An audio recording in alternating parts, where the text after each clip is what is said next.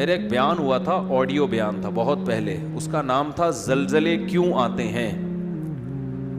اس بیان کا نام تھا زلزلے کیوں آتے ہیں. بہت پہلے بیان ہوا تھا, اس وقت ویڈیو بیان نہیں آتے تھے, تو وہ مجھے اپنا وہ بیان ذہن میں آ گیا. ہمارے ہاں جب بھی کوئی دنیا میں طوفان آتا ہے, زلزلے آتے ہیں, بارشوں میں سیلاب آتے ہیں, تو دو انتہاؤں کی طرف لوگ جاتے ہیں.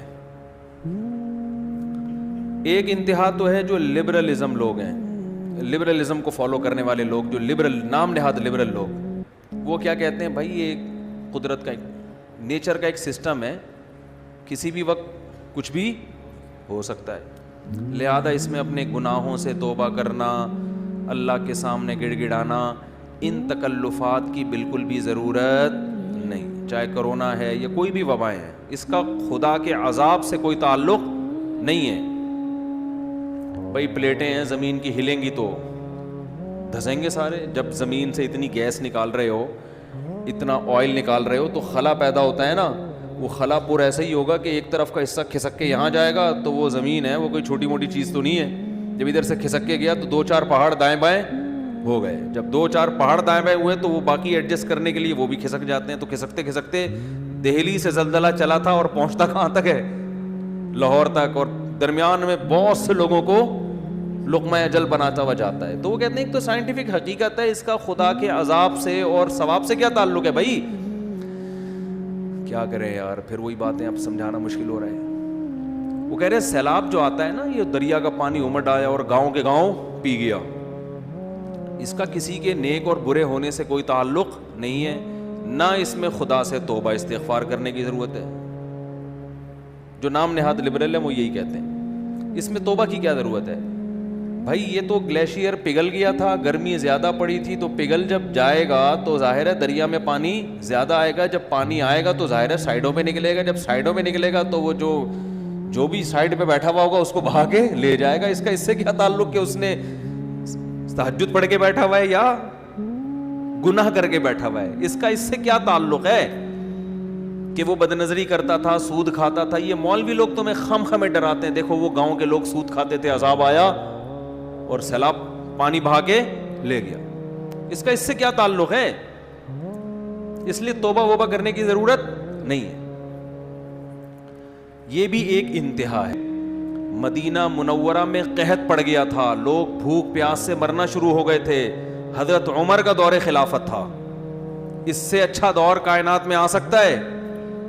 قحط پڑا ہے, طاعون کی بیماری پھیلی, 25,000 صحابہ اور تابعین لقمہ اجل بن گئے, جو اس وقت دنیا کے بہترین لوگ تھے.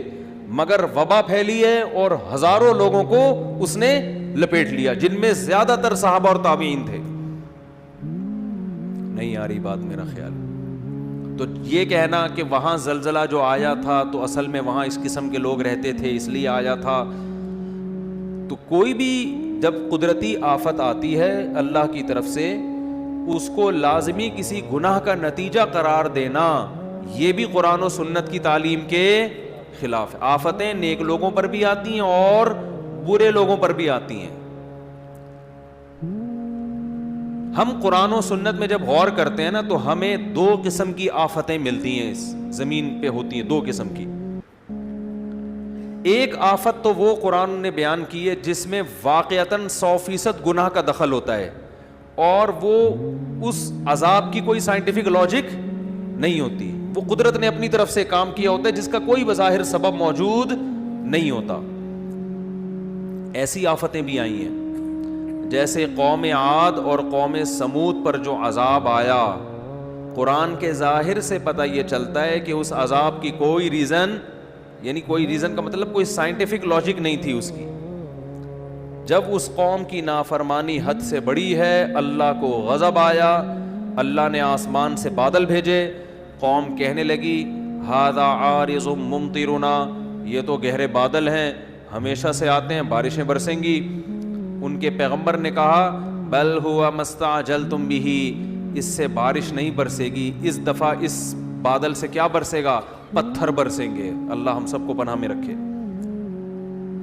اور ایسے پتھر برسیں گے تدمر کل شیء بامر ربها، ہر چیز کو اللہ کے حکم سے یہ پتھر توڑ ڈالیں گے. اور ایسی ہوائیں اللہ نے بھیجی کہ 7 دن 8 راتیں.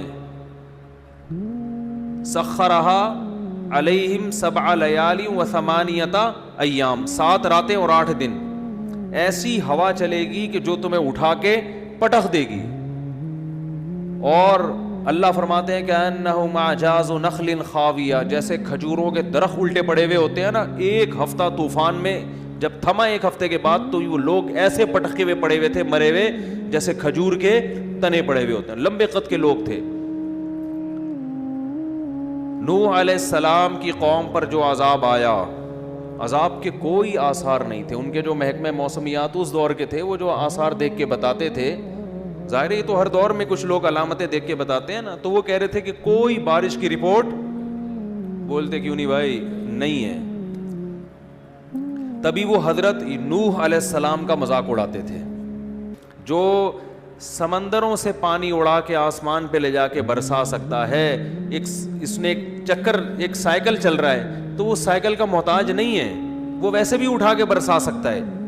جس نے آدم اور حوا کو بغیر باپ اور ماں کے پیدا کر دیا، تو اب آپ یہ دیکھو کہ بغیر ماں باپ کے بچہ پیدا ہو ہی نہیں سکتا. تو آپ کہو کہ بھئی اب ناممکن ہے، تو اللہ کے لیے ناممکن تھوڑی ہے. اللہ نے تو آدم اور حوا کو بغیر باپ اور بغیر ماں کے پیدا کر کے دکھایا اللہ نے، تو اس اللہ کے لیے تھوڑی مشکل ہے. تو مذاق تو ہم تمہارا اڑائیں گے کہ تمہیں اس خدا کی باتوں پہ یقین نہیں آ رہا.